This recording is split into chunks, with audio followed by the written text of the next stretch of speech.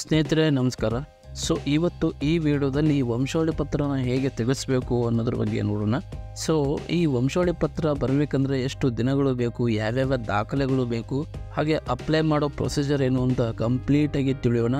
ಅದಕ್ಕೂ ಮುಂಚೆ ನಮ್ಮ ಚಾನಲ್ನ ಯಾರೆಲ್ಲ ಸಬ್ಸ್ಕ್ರೈಬ್ ಮಾಡಿಲ್ಲ ದಯವಿಟ್ಟು ಸಬ್ಸ್ಕ್ರೈಬ್ ಮಾಡಿ ಅಂತ ಹೇಳ್ತಾ ವಿಡಿಯೋನ ಶುರು ಮಾಡ್ತೀನಿ. ಮೊದಲು ಯಾವ್ಯಾವ ದಾಖಲೆಗಳು ಬೇಕು ಅನ್ನೋದ್ರ ಬಗ್ಗೆ ನೋಡೋಣ ಸ್ನೇಹಿತರೆ.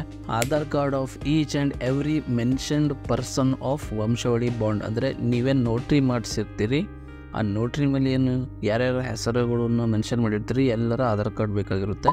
ಎಲೆಕ್ಷನ್ ಐ ಡಿ, ನಿಮ್ಮ ಎಲೆಕ್ಷನ್ ಐ ಡಿ ಇದ್ದರೆ ಸಾಕು.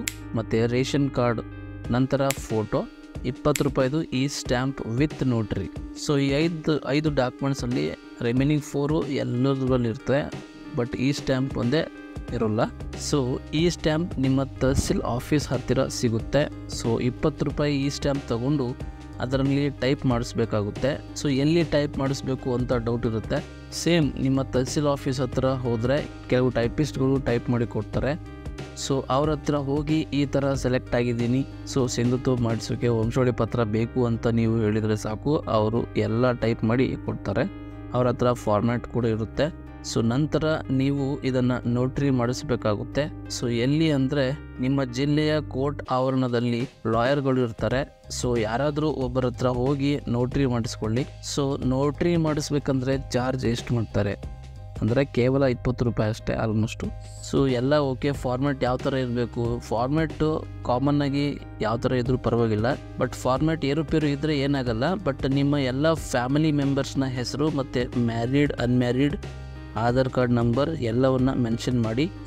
ನೆಕ್ಸ್ಟು ನೋಟ್ರಿ ಮಾಡಿಸಿದ ಈ ಬಾಂಡ್ ಜೊತೆ Aadhaar card, ration card and election I D plus 1 photo ಜೊತೆ ಸೇರಿಸಿ ನಿಮ್ಮ ಇಲಾಖೆಯ ನಾಡ ಕಚೇರಿಯಲ್ಲಿ ಹೋಗಿ ಅಪ್ಲಿಕೇಶನ್ ಹಾಕಿ, ಅಥವಾ ಸೈಬರ್ ಸೆಂಟರ್ನಲ್ಲಿ ಹಾಕಬಹುದು.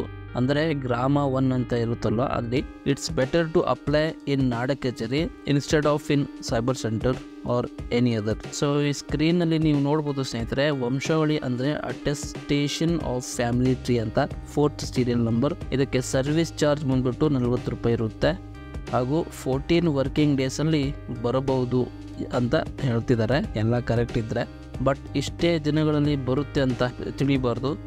ನೀವು ನಿಮ್ಮ ಫೈಲ್ನ ಮೂವ್ ಮಾಡಿಸಬೇಕಾಗುತ್ತೆ ಫಾಸ್ಟಾಗಿ, ಅಂದ್ರೆ ಫಾಸ್ಟಾಗಿ ಪ್ರಮಾಣ ಪತ್ರ ವಂಶಾವಳಿ ಪತ್ರ ಬರೋದು. ಇನ್ನೂ ಕೆಲವೊಂದು ಡೌಟ್ಗಳಿರುತ್ತೆ, ವಂಶಾವಳಿ ಯಾರ ಹೆಸರು ಮೇಲೆ ತಿಳಿಸ್ಬೇಕು ಅಂತ. ಮೋಸ್ಟ್ ಪ್ರಾಬಬ್ಲಿ ಯಾರು ಸೆಲೆಕ್ಟ್ ಆಗಿರ್ತೀರ ಕ್ಯಾಂಡಿಡೇಟ್ ಹೆಸರು ಮೇಲೆ ತೆಗೆಸಿ, ನೀವು ನಿಮ್ಮ ಹೆಸರು ಮೇಲೆ ತೆಗೆಸಿ. ನಿಮ್ಮ ತಂದೆ, ತಾಯಿ, ಅಣ್ಣ ಅಥವಾ ಅಣ್ಣಂದಿರು, ಅಕ್ಕ, ತಂಗಿ ಯಾರಾದರೂ ಇದ್ದರೆ ಈ ಎಲ್ಲರನ್ನ ಮೆನ್ಷನ್ ಮಾಡಿ ಅಷ್ಟೇ.